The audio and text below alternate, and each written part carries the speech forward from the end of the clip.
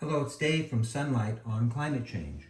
You're not being told the truth about climate change. Trust only the facts. And today we'll be unmasking the United Nations IPCC, or the Intergovernmental Panel on Climate Change. Climate change is a hoax. What's really going on? It's an over 60-year movement by the global elites to fortify, control, and power, but more than that, it's a great way for them to enrich themselves. They plan on spending $275 trillion on this nonsense. It's Solyndra 2.0. The $275 trillion number came from the liberal firm McKinsey and Company. We know they're liberal because all the employees have their own pronouns. The IPCC is the centerpiece of this cabal and will factually prove that this has nothing to do with the greenhouse gases or the weather. The United Nations formed the IPCC in 1972 to provide more muscle behind then global cooling rubbish, which was preceded by global warming, and which in the 80s reverted back to global warming once again. I say this just in case you're wondering why they are now calling it climate change. And how does the IPCC intend to solve the climate change problem? By eradicating poverty. Who knew that ending poverty would decrease the temperature? I suspect 90% of the money needed to save us from climate change by eradicating poverty goes directly into the pockets of the government officials, their associates, and their friends. So again, make no mistake, climate change is not about the poor, it's largely about self-enrichment. So how do they pull the wool over our eyes? Many ways, but mainly by creating models. My preferred model would be to eat nothing but cake, candy, and ice cream over the next 20 years, so that I'd be in the best shape of my life. Fat chance. The IPCC models are just as realistic. Here's proof. It's obvious that globalists and climate activists create models to achieve a desired result, and most all of the modeling originates through the IPCC. Real scientists applied the scientific method to 102 IPCC predictions from 1979 to 2016. All but one, let me repeat that, all but one of the 102 predictions failed miserably. So they felt bad about it.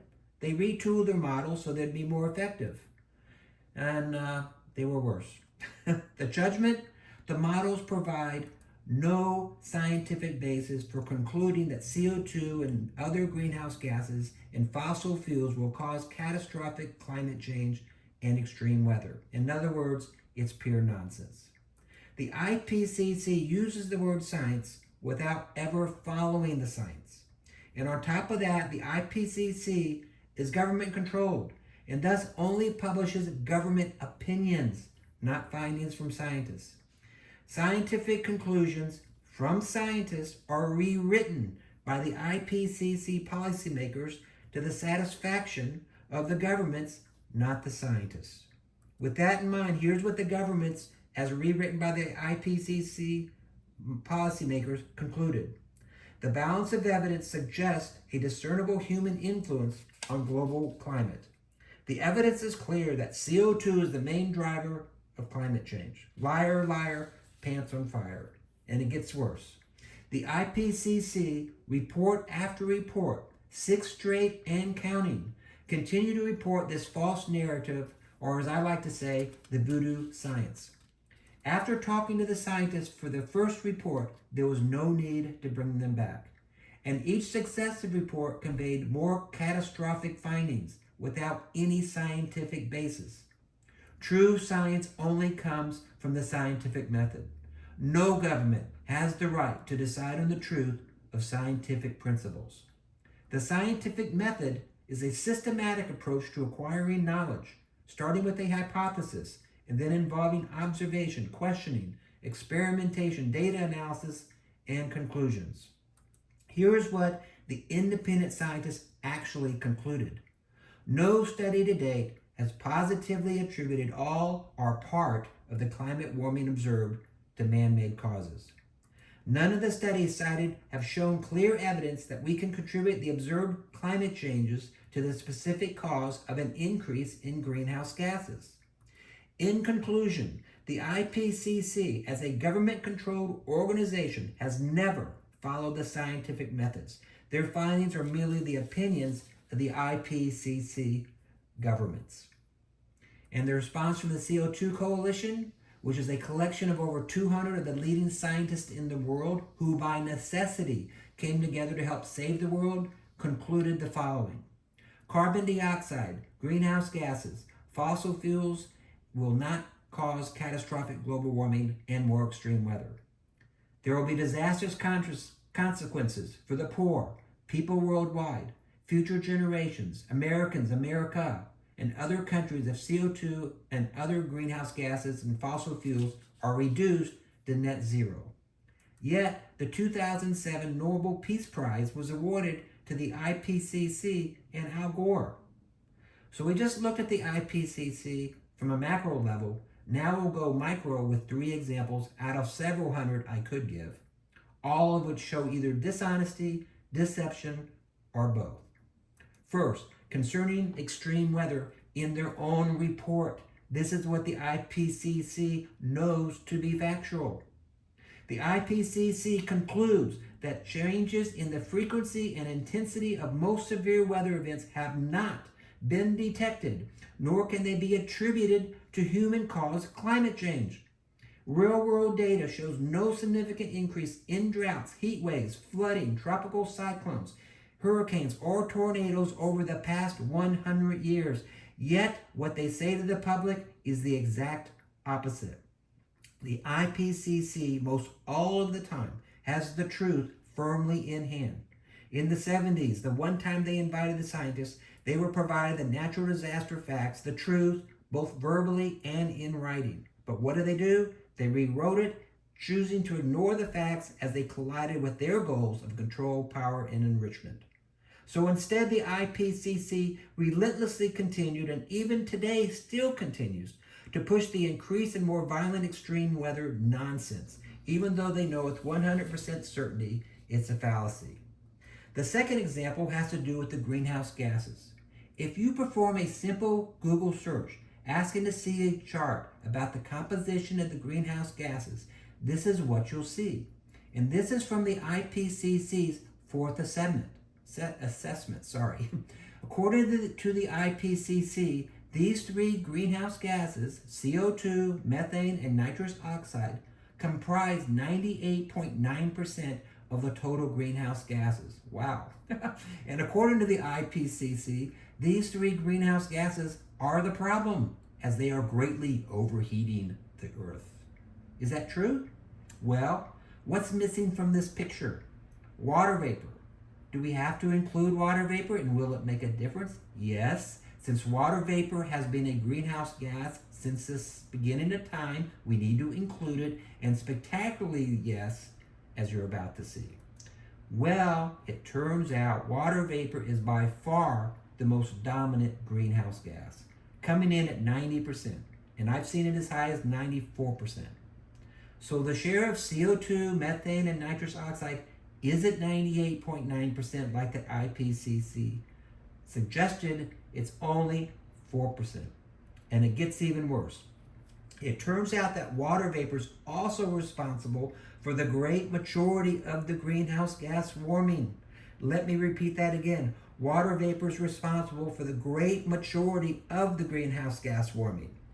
And that's a big problem for the IPCC, as it's also natural, not man-made, meaning they have no tool which allows them to get rid of it. And finally, what little CO2, methane, and nitrous oxide does try to heat up the Earth, it's mostly absorbed by the water vapor. But believe it or not, it gets even worse.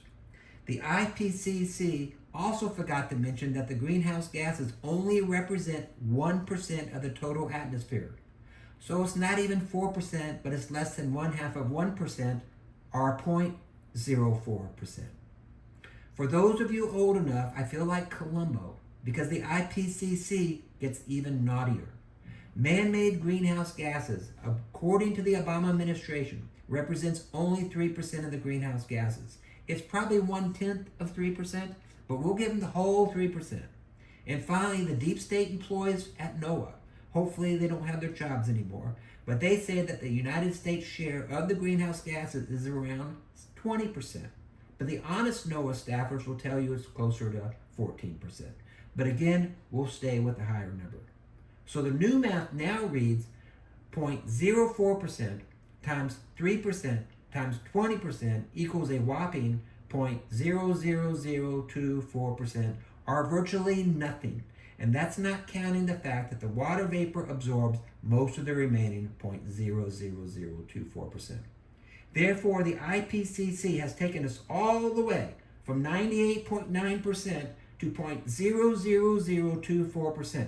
So this is a big, fat nothing burger. It's amazing deception, and it needs to be remembered. But the IPCC had no choice. They had to emit water vapor or they'd have no story. And they have no story. And finally, and this is really silly time, they are actually trying to say that humans are responsible for all the warming since 1950. Someone needs to inject these guys with a little common sense. Human emission and activities have caused around 100% of the warming observed since 1950, according to the IPCC's 5th assessment report.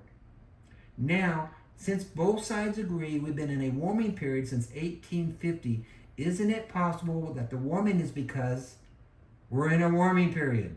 And for goodness sake, it's only warmed 2.25 degrees Fahrenheit in the last 175 years. So what? It does that 5 times over on an average day. Anyway, I'm sure they arrived at this insane 100% number using one of their great fantasy models. And notice they're saying humans without mentioning the greenhouse gases, which would represent just a small portion of the man-made number. It's more scare tactics and, quite frankly, desperation. Like I said at the top, dishonesty and deception. Robin Williams was right when he said we should kick the UN, along with the IPCC, out of New York and turn the UN into a homeless shelter. Hence, let's end on a positive note. Humanity and the Earth are benefiting wildly, not in spite of rising temperatures and increasing carbon dioxide, but because of them. The Earth is becoming greener and experiencing fewer instances of extreme weather. Lengthening growing seasons, more moisture in the soil, and CO2 fertilization are increasing crop yields. With these increases, we are feeding larger populations. So in conclusion, more warming would be great. More CO2, methane, and nitrous oxide would also be great. We benefit from more of these, not less. Thank you for spending time with me, and remember, it's just the weather, silly.